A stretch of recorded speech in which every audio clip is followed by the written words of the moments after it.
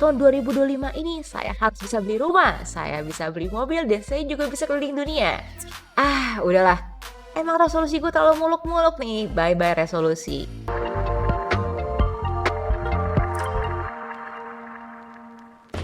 Happy New Year guys. Nggak kerasa udah tahun 2025 aja nih.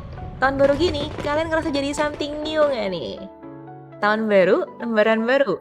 Kayak kamu masuk ke chapter baru di sebuah buku dan kamu diminta nulis dari nol. Jadi kamu bertekad nulis cerita yang memorable nih buat kamu. Ngelakuin hal-hal yang baik untuk chapter itu dan ngurangin atau stop ngelakuin hal-hal yang kurang oke dari chapter sebelumnya.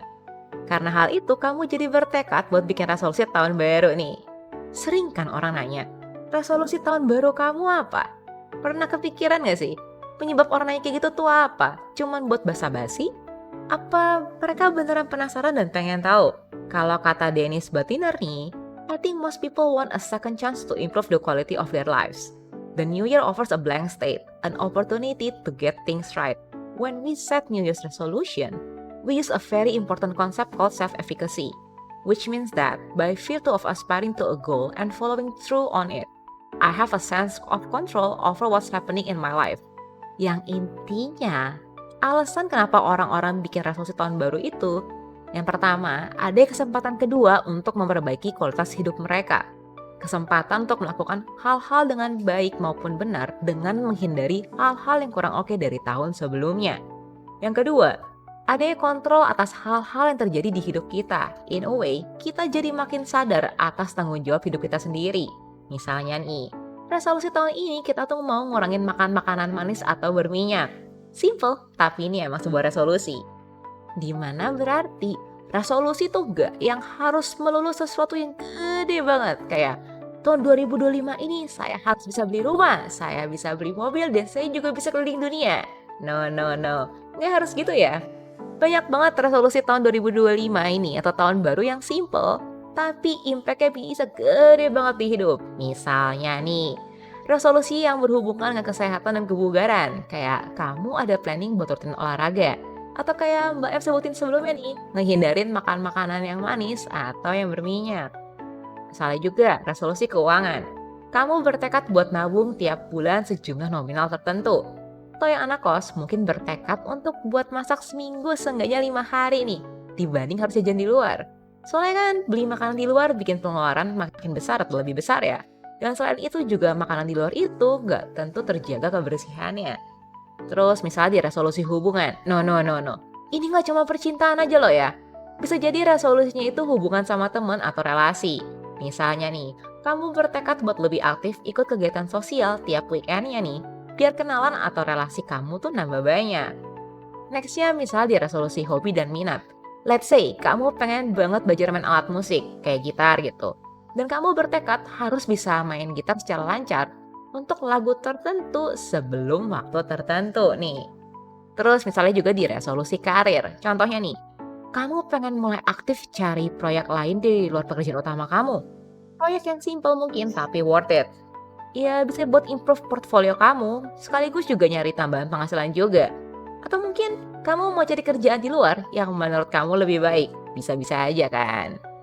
Dan tentunya ya, banyak macam-macam resolusi lainnya. Ingat, resolusi kamu tuh nggak harus yang wow banget gitu. Nggak apa-apa kalau emang ada yang wow. Tapi kalau nggak ada, cukup yang simple aja. Tapi bisa ngubah hidup kamu kalau dijalanin secara tekun, gigih, dan konsisten sampai tahun depannya lagi. Tapi Mbak M, resolusi tuh cuma kayak embel-embel aja gak sih?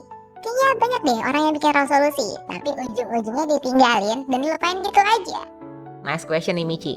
Jadi gini, ketika kita bikin resolusi, kita tuh biasa kayak semangat dan bertekad banget nih. Positif banget lah rasanya mungkin. Kita ngebayangin betapa bahagianya kita di akhir tahun 2025 nanti kalau resolusinya itu tercapai. Ini bisa kita rasain karena otak kita tuh memproduksi dopamin, neurohormon yang bikin kita semangat di awal, tapi bisa menurun seiringnya waktu. That's why, kadang kita semangat banget di awal, tapi lama-lama jadi males dan lupa sama resolusi kita. Ini bisa banget terjadi kalau kita tuh nggak punya motivasi yang kuat. Ditambah lagi nih, kadang pas kita lagi ngerjain resolusi kita, ada aja rintangan yang datang. Buat orang yang motivasinya kuat sih, ya mungkin ngadepin rintangannya enteng-enteng aja. Atau at least jauh lebih gampang dibanding sama orang yang motivasinya kurang kuat nih. Yang motivasinya kurang kuat bakalan lebih gampang untuk angkat tangan, overthinking, sampai ujung-ujungnya terdemotivasi. Malah bisa jadi kayak, udahlah, emang resolusi gue terlalu muluk-muluk nih, bye-bye resolusi. Jadi gimana caranya supaya kita bisa tetap jalani resolusi itu sampai akhir tahun nih Mbak Em? Oke, yang pertama, cari dukungan orang lain. Kalau kamu udah tahu resolusi kamu apa, kamu infoin ke teman-teman yang kamu percaya dan minta mereka buat dukung kamu. Ya, dukung buat capai resolusi itu. Jadi, kalau one day kamu ada kendala atau mulai terdemotivasi, langsung cus cari mereka buat semangatin kamu lagi. Kedua, adaptasi dan pelajari kegagalan yang kamu alami. Jangan biarin itu ngedemotivasi kamu. Coba pelajarin deh kenapa itu terjadi, what went wrong.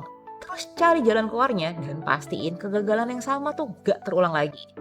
Tiga, bikin sistem reward nih.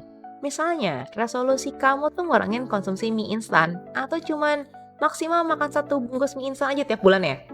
Kalau tiap bulan yang kamu berhasil nih, kasih self reward ke diri kamu sendiri. Misalnya, kamu berhasil, kamu treat diri kamu makan misalnya all you can eat di barbecue restoran. Lebih mantep kan tuh?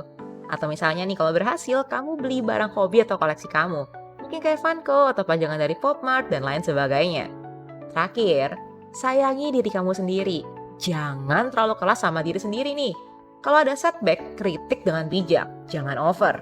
Takutnya kamu malah jadi nggak semangat dan ninggalin resolusi yang udah susah payah kamu jalanin.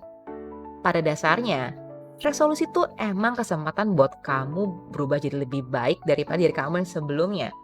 Tapi meskipun begitu, resolusi itu bukan berarti tentang kesempurnaan loh, tapi tentang progres. Progres kamu jadi pribadi yang lebih baik dari sebelumnya, progres kamu buat ngelakuin hal-hal yang lebih baiknya lebih banyak dan lebih berdampak dari sebelumnya. It doesn't matter kalau kamu ada 1, 2, atau beberapa kegagalan dalam proses menjalani resolusi nanti. Yang penting kamu bisa bangkit dan terus lanjutin resolusi kamu sampai akhir. Percaya deh, di akhir tahun, kalau kamu berhasil jalanin resolusi kamu sampai akhir nih, kamu bakal bangga banget lah sama diri kamu sendiri. So, gimana? Udah siap nih ngejalanin resolusi tahun 2025 kamu? Anyway, kalau kamu ada request buat Mbak M bawain topik tertentu, share aja di komentar ya. Atau kamu juga bisa reach out Mbak M di sosmed Mbak M yang lain. Dan tentunya, thank you udah nonton video ini dari awal sampai akhir. Jangan lupa buat like, subscribe, dan share video ini ke teman-teman kamu ya. Mbak M dan Michi, pamit dulu. See you di video Small Piece Wisdom Please selanjutnya. Bye-bye!